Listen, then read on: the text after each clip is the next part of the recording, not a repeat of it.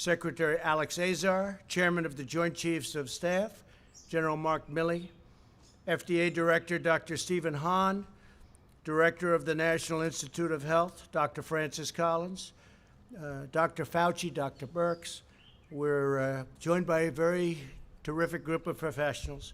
Tomorrow will mark 30 days since we released the White House guidelines for a safe and phased opening of America. That's what we're doing. It's the opening of America. We're going to have an amazing year next year. We're going to have a great transition into the fourth quarter. As of this morning, almost every state has taken steps to begin reopening, and the American people are doing an extraordinary job of continuing to take precautions while at the same time wanting to start, and they will be starting to resume their American way of life. We will be reigniting our economic engines. We're going to be taking care of our most vulnerable, which are our senior citizens and some others. We're going to be working very, very hard on our senior citizens and our nursing homes and various communities to support those that are struggling in this very difficult time. Others don't have the same kind of struggle. For example, today, Secretary Perdue, together with Ivanka Trump, launched the Farmers and Families Food Box Program, which will provide $3 billion to help small farmers. And it'll be helping farmers, ranchers, but it'll be bringing food to some of the food lines and some of the food kitchens that you've been seeing on television. And I said, why aren't we doing that? We have all of this tremendous food produced by our farmers and our ranchers.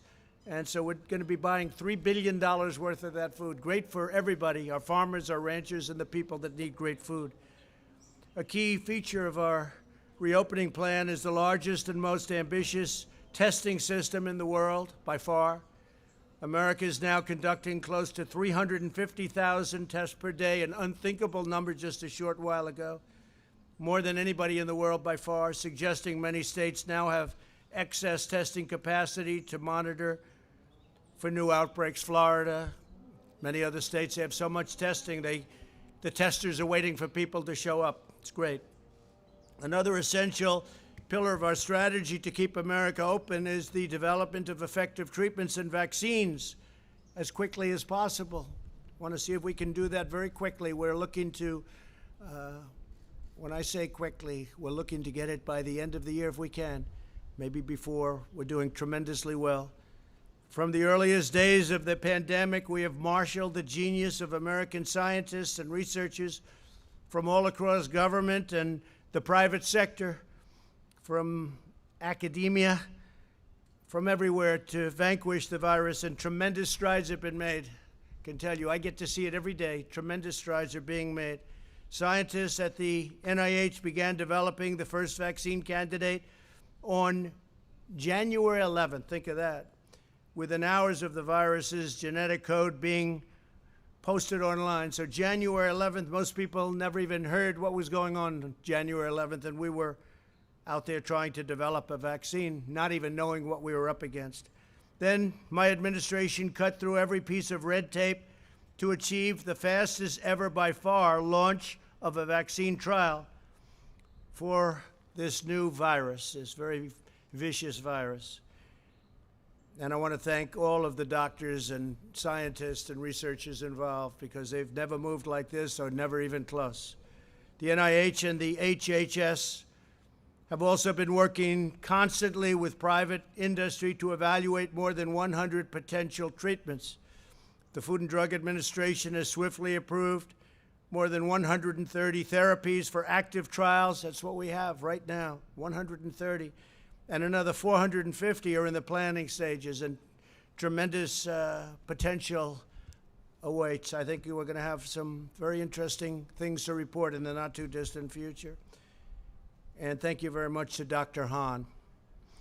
Through a historic series of funding bills, my administration is providing roughly $10 billion to support a medical research effort without parallel.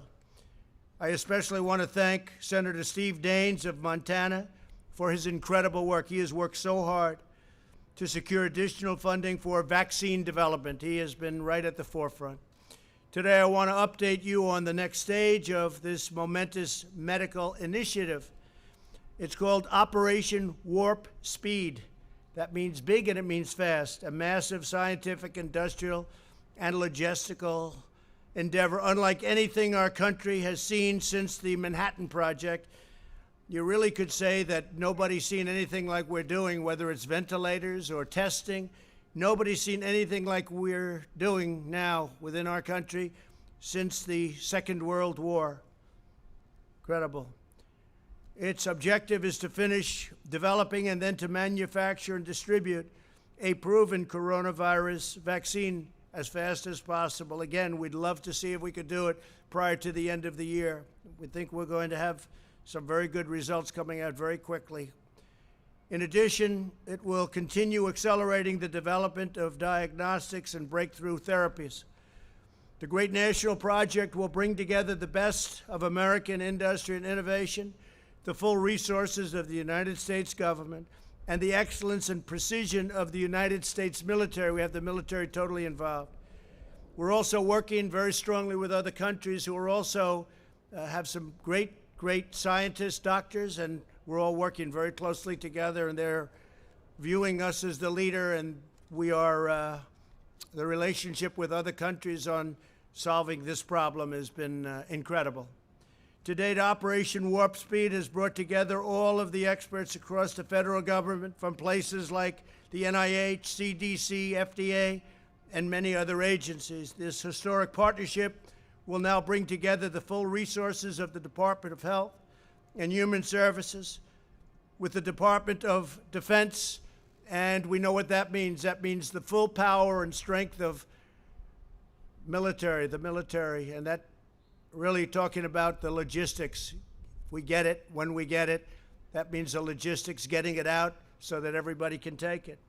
And today we're proud to announce the addition of two of the most highly respected, skilled professionals in our country, worldwide respected. Operation Warp Speed's chief scientist will be Dr. Moncef Slaoui, a world-renowned immunologist who helped create 14 new vaccines.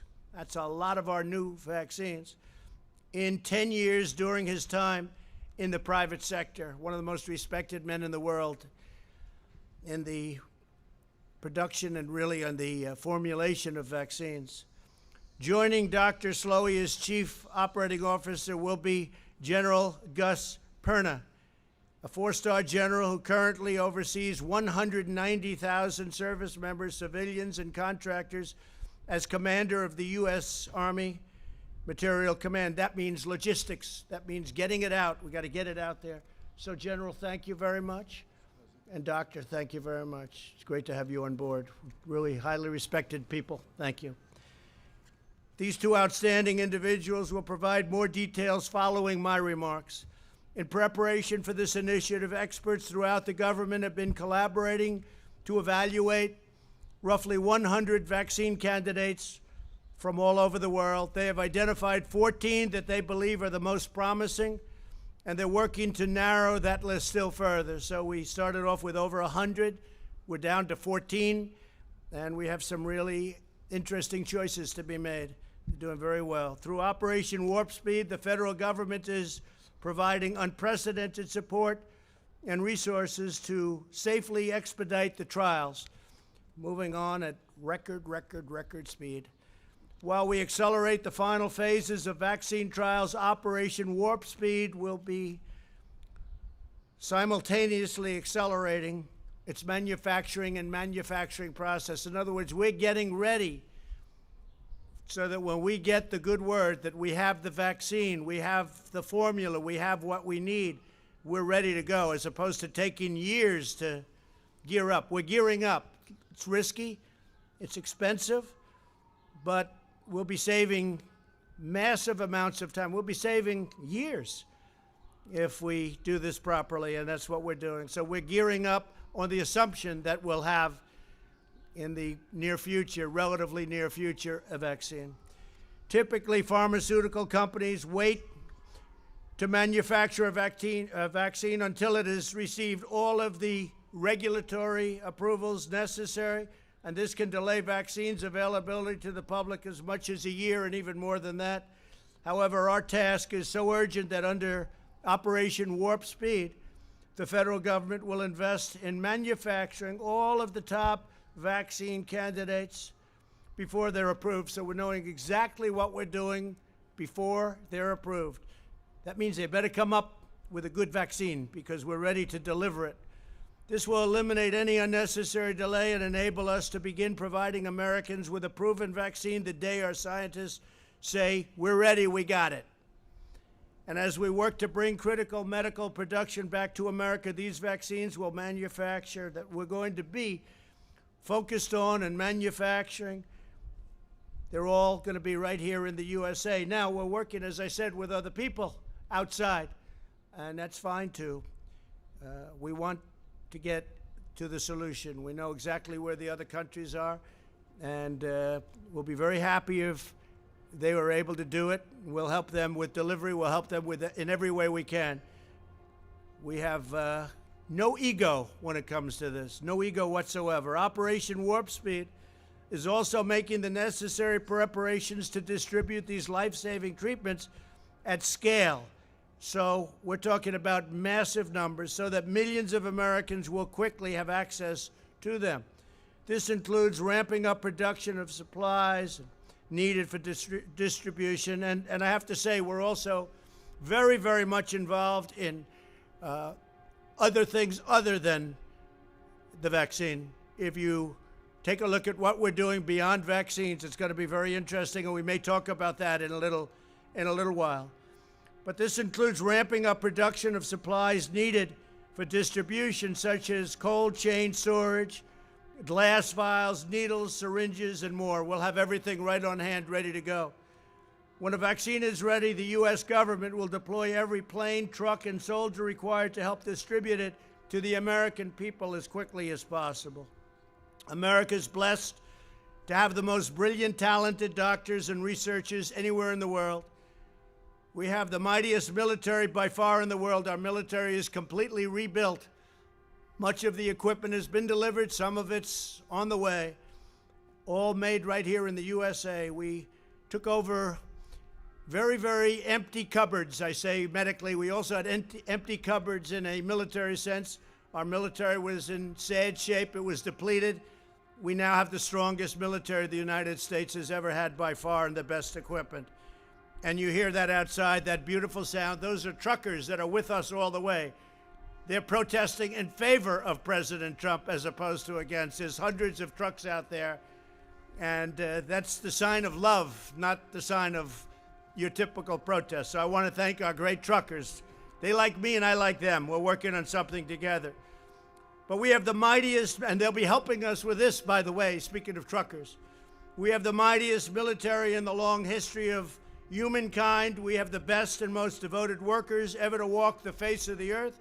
And now we're combining all of these amazing strengths for the most aggressive vaccine project in history. There's never been a vaccine project anywhere in history like this. And I just want to make something clear. It's very important. Vaccine or no vaccine, we're back. And we're starting the process. And in many cases, they don't have vaccines. And a virus or a flu comes, and you fight through it. We haven't seen anything like this in 100 and some odd years, 1917. But you fight through it, and people sometimes, I guess, we don't know exactly yet, but it looks like they become immune, or at least for a short while and maybe for life. But you fight through it. But what we'd like to do, if we can, is the vaccine. I think we're going to be successful in doing it, and hopefully by the end of the year. Just as generations of Americans before us faced down the most difficult trials, set their sights on the highest summit, and overcame the biggest obstacles, America will meet the moment, and this moment specifically in our time, with unrivaled speed, unmatched skill, and the unyielding spirit of the American people. Our nation will come back stronger and greater than ever. We're going to have a tremendous year next year. We're going to have a really good fourth quarter. We're going to have a very interesting and productive transition quarter where Steve is there, and I'm sure our Secretary of the Treasury, I think you feel the same way, Steve. So, and thank you for your good work, really good work. And it's not finished yet, is it? I want to thank Steve Mnuchin and everybody. Now I'd like to ask Dr. Slowy and General Perna to come up and say a few words, followed by Secretary Azar and Secretary Esper. Thank you all very much. We're doing something that has never been done before. It's going to result in a tremendous end. I think we're going to come up with a solution to a problem like this country probably has never seen before. But it's an honor to be your president.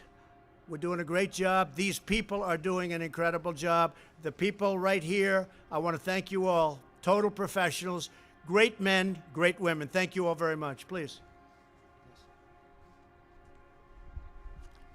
Thank you, Mr. President. Good afternoon, everyone. It's a great honor and privilege for me to have the opportunity to serve our country and the world in this remarkable endeavor, extraordinary endeavor, helping them and supporting them do it. The Operation Warp Speed's objectives are very clear. The President has described them, and I believe they are very credible. I also believe they are extremely challenging. However, I am really confident that our team across the many governmental agencies that are involved in these efforts, the NIH, the CDC, the FDA, ASPR, and of course with the support of the Army and our partners in the private sector, will be able and will do the utmost to deliver these objectives. In fact, Mr. President, I have very recently seen early data from a clinical trial with a coronavirus vaccine. And these data made me feel even more confident that we will be able to deliver a few 100 million doses of vaccine by the end of 2020. And we will do the best we can to do that. Thank you. We will, of course, also focus on progressing and accelerating development of medicines for those who unfortunately already caught the virus, as well as optimize the diagnostic tests. This will be our focus 24/7 over the next many months. Thank you. Thank you. Good afternoon, Mr. President. Thank you. Thank you for this great honor for allowing me to be a part of this team. I'm very excited about this team. It will be historic as we execute the mission that's been given to us. I also feel very confident that the team will be able to provide the results as directed. It is going to be a Herculean task, but the combination of the two main partners between Health and Human Services and the Department of Defense, their combined strengths, partnered with the other teammates, will ensure our success. One of the great advantages that we have as a military is our ability to do logistical and sustainment operations afar. We're just going to apply those capabilities to this mission. This mission is about defeating the enemy. We will defeat the enemy. Why? Because winning matters. And I'm excited to be a part of this team. And Mr. President, thank you. Thank you very much, Appreciate it. Well, thank you, Mr. President, for your leadership of this historic effort. Your vision for Operation Warp Speed, setting a goal of a vaccine by January 2021, will be one of the great scientific and humanitarian accomplishments in human history. Today, you're announcing the team that can get it done.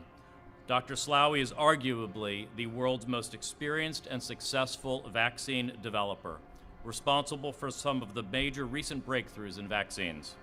General Perna oversees one of the world's largest logistics and supply chain operations, the one that keeps the Army running. 3 highly accomplished career HHS scientists will oversee each area of Operation Warp Speed. Dr. Peter Marks of FDA for vaccines, Dr. Janet Woodcock of FDA for therapeutics, and Dr. Bruce Tromberg of NIH for diagnostics. This is truly a dream team. We started work on each of these areas in January, and Congress has provided nearly $10 billion explicitly for this kind of research and development effort. Operation Warp Speed will integrate existing efforts that are coordinating vaccine, therapeutic, and countermeasure development including NIH's ACTIVE and RADx initiatives.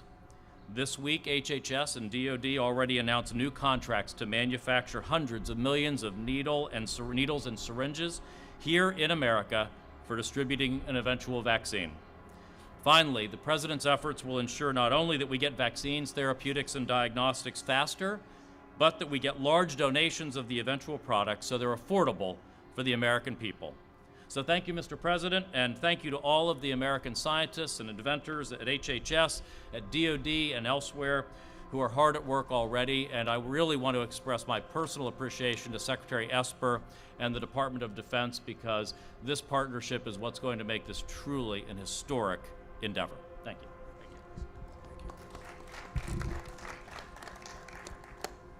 Well, thank you, Mr. President, for your leadership of this bold and historic initiative. The Department of Defense is very excited and committed to working closely with our partners at HHS, across the government, and in the private sector to accomplish the mission we have been given. Winning matters, and we will deliver, by the end of this year, a vaccine at scale to treat the American people and our partners abroad. You know, the Department of Defense has been in this fight since day one, going back to January. We've stayed ahead of the curve every step of the way, and today, on America's streets across the nation, over 60,000 service members from all branches of the service are still out there, whether it's doctors and nurses in hospitals, whether it's National Guard on the streets of America, or the Corps of Engineers continuing to build out capacity in America's hospitals. We are there and we will be there, Mr. President, and we look forward to this next greatest phase of this fight against the coronavirus. We are all in then, we are all in now, and we will be all in the future, and we will deliver on time, bringing to bear the full weight of the Department of Defense, all of our first-class, world-class researchers and scientists, our ability to manage logistics at scale, and our great distributional capabilities. We will deliver, we will win this fight, and Mr. President, thank you again for all that you've done. We will get the job done. Thank you. I know you will. I know you will. Any questions, please? Yeah, go ahead. President, you said no vaccine or no vaccine, we're back. What did you mean by that? We think we're going to have a vaccine in the pretty near future, and if we do, we're going to really be a big step ahead, and if we don't, we're going to be like so many other cases where you had a problem come in, it'll go away at some point, it'll go away. It may flare up and it may not flare up. We'll have to see what happens, but if it does flare up, we're going to put out the fire, and we'll put it out quickly and efficiently. We've learned a lot. Steve, do you have a question? We've heard that the vaccine typically would take 12 to 18 months to develop. How can you do it in a speedier fashion? What makes you think this will work? Well, they started actually, I guess you heard, in January, early January, and they've been working on it. I know so many, and private companies have been working on it. The government's been working on it. So we've got the time because we put and they've literally been working 24 hours a day. So we've got the time, and we hope to be able to do something by the end of the year or shortly thereafter. But again, you know, it's not solely vaccine-based. Other things have never had a vaccine, and they go away. So I don't want people to think that this is all dependent on vaccine, but a vaccine would be a tremendous thing. And I will tell you, therapeutically or therapeutics, what's going on there is equally as impressive. We have some things happening. You know, we have the remdesivir from Gilead. We have other things that are very good. I think that a lot is happening therapeutically. I can't say that it's, relatively speaking, equal to what's going on with vaccines, but I think it's doing very well, very well. So therapeutics are a big factor. Yeah, please. Is there a global competition to develop this vaccine? Like if France develops it first, will they share it with us? Yeah, and we have that very well worked out. Whoever gets it is going to be very proud to give it and develop it. They've developed it, and we'll see what happens. We've got countries that are allies we have some countries, frankly, that aren't allies where we're working very closely together. So we're working together with many different countries. And again, we have no ego. We have no ego. Whoever gets it, we think it's great. We're going to work with them. They're going to work with us. Likewise, if we get it, we're going to be working with them. So it's very important. It's a very good question, actually. Yeah, please. Mr. President, what do you say to those business owners and other people who are really questioning the guidance that the CDC put out last night? There was a concern that it would be overly prescriptive.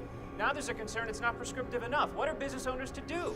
Well, I thought the guidance was very good. I've heard very good reviews on the guidance, and you know, the media will never be satisfied. If we gave you more description, that would be no good. If we gave you less, that would be no good. But I thought it was very good, and I've heard a lot of good things. Go ahead, please, Green. Mr. President, do you have a problem or any concerns?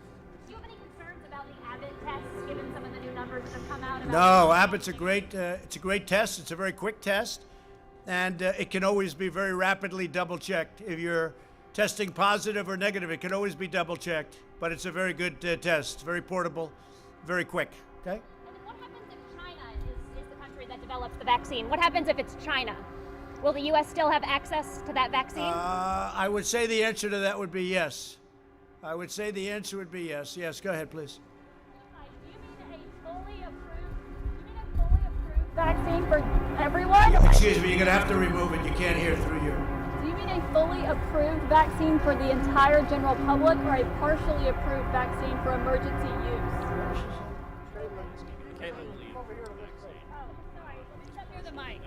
Sorry, let me repeat that. Now I'm closer to the mic.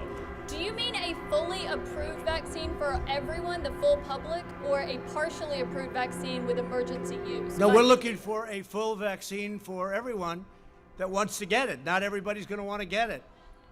But we're looking at a full vaccine. Is that a correct statement? Yeah, Will. Please. So the answer is yes. We're working for a fully approved vaccine, but we'll also use the tools we have, for instance, emergency use authorization as appropriate. We use all of our regulatory tools to bring vaccine available for the entire American population by January.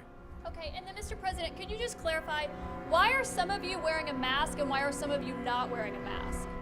We've all been tested. I've been tested. We've all been tested, and we're quite a distance away, and we're outdoors. So I gave them the option. They could wear it or not. So you can blame it on me, but I gave them the option. We could wear it or not. Yeah, please. Would a U.S. vaccine be available to the rest of the world at an affordable rate, at a low cost? The last thing anybody's looking for is profit in terms of what we're doing. Every company, they want to get it out. We've had that. We've had a great experience on Remdesivir. We've had a great experience on everything we've done. People are looking to come up with the answer. They're not looking in, typically they're saying, oh, how much am I going to make? How much? They really have been. There's been a great spirit on this. They want to get to the bottom of it, and I think we'll be able to do that. Mr. President, the Indian American community is appreciating your help in fighting the vaccine, coronavirus. What is the message to those 4 million Indian Americans here?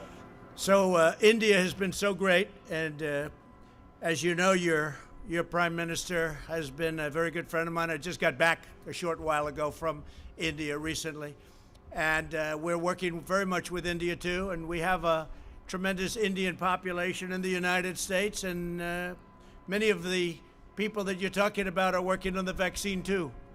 Great scientists and researchers. Yeah, we're working very closely also with India. Correct. And say hello to your prime minister. Yeah, please go ahead. Thank you, Mr. President. What steps, if any, is your administration taking to ensure that the communities and the states that are hardest hit will have first access to the vaccine? Have these discussions been had, or are there any plans? Yeah, I think we've done a good job with that. Certain areas have been hit very hard, New York, New Jersey, et cetera, working very closely with the governors. We've worked with all of the governors. We've made a lot of people look very good with what we've done on ventilators, with what we've done on testing. We're working with all of the governors. We just sent a big transit package to New Jersey. I just spoke to the governor of New Jersey, who's a terrific person, by the way, I have to tell you, and I just told him a lot of money's coming your way for the transit. And also I spoke with the governor of New York, Governor Cuomo. We just had a conversation yesterday. We're sending them a lot of transportation money, so it's important. But we've had a very good relationship working with all of the states, regardless, all of the states. And if we do get fortunate enough, and I think we're skilled enough, but fortunate enough to have a vaccine, it'll get out fairly and quickly. Do you foresee that states that are hardest hit will have first dibs? So will like New York and New Jersey have? I think that makes sense, perhaps. Perhaps it does, but I would say probably. But I think they're all going to get well distributed. You know, if you remember when we started, we had no ventilators. We had to make them, and we became a very major manufacturer of ventilators. Now we're helping countries all over the world with ventilators. We're sending them to many countries all over the world. When we started, we didn't have ventilators. I inherited nothing. I inherited practically nothing from the previous administration, unfortunately. Yeah, go ahead. Mr. President, it's been 3 months since you signed the China trade deal. Between what's happened with coronavirus and the lagging agricultural purchases, are you at any point considering reimposing additional tariffs on China or tearing up the deal in any other way? Well, I don't want to talk about it. I can say China is buying a lot of our product. But the trade deal, the ink was barely dry when this came in from China. So it's not like we're thrilled. Okay, go ahead, please. Mr. President, can I ask one more? Yeah. I'm wondering if you're standing by the nomination of Michael Pack to lead Voice of America after news that the D.C. Attorney General is... Well, I don't know what happened. I know that Voice of America is run in a terrible manner, terrible. They're not the Voice of America. They're the opposite of the Voice of America. And we have a man who is very good. I don't know, he's in the nominating process, but I'll have to check that out. Yeah, please. Thank you, Mr. President. If public confidence is the main thing of getting people back to work and back to schools and so on, is this even possible without a vaccine? How would it be possible without a vaccine? Public confidence. Well, I think a very big factor, frankly, is that very few people are, you know, we read about all of the very sad, very tragic. I've lost friends. Many of us have lost friends.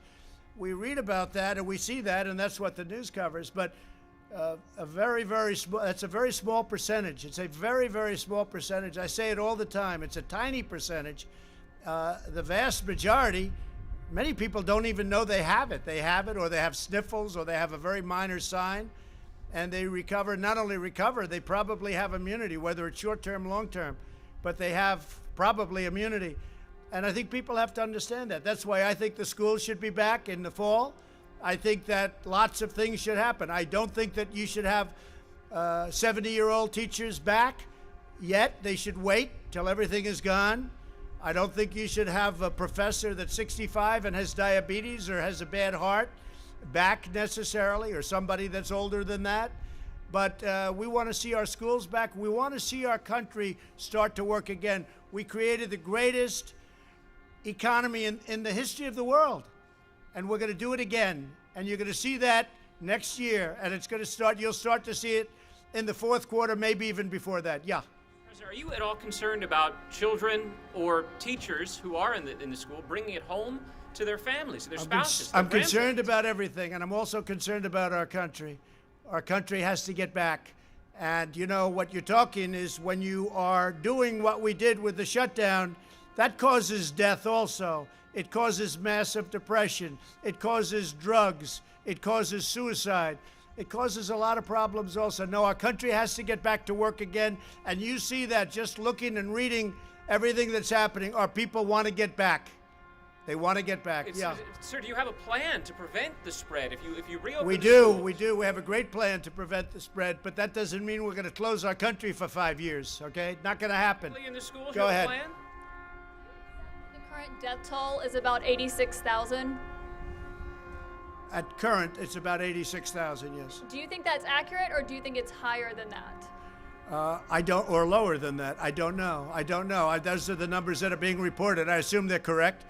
Unlike other countries, I mean, you have some countries, obviously, you have some that are very obviously ridiculous, but our numbers are accurate numbers. We don't do anything with the numbers one way or the other. Whatever it is, that's what we do. We take the numbers as reported. Do you have any indication that they could be lower than that? Oh, I don't know. I don't know. If they were, I'd be very happy if they were lower. I'd like to see numbers lower. I'd like to see no death at all. One death is too many. This should have never happened. This came from China. It should have been stopped in China before it got out to the world. We have 186, it's been updated this morning. 186 countries are affected. And each country that's affected is the same thing. Russia now is badly affected. France is badly affected. You look at what each country, and you can say affected or you can say infected. Either way you want to put it. But you look at these countries, look at Italy, and you look at Spain, and you look at all of these great countries in many cases, how they've had to fight through this. It's a terrible thing that happened. It could have been stopped at the source. It should have been stopped right at the source, but it wasn't. Thank you all very much. We appreciate it. Thank you. Thank you.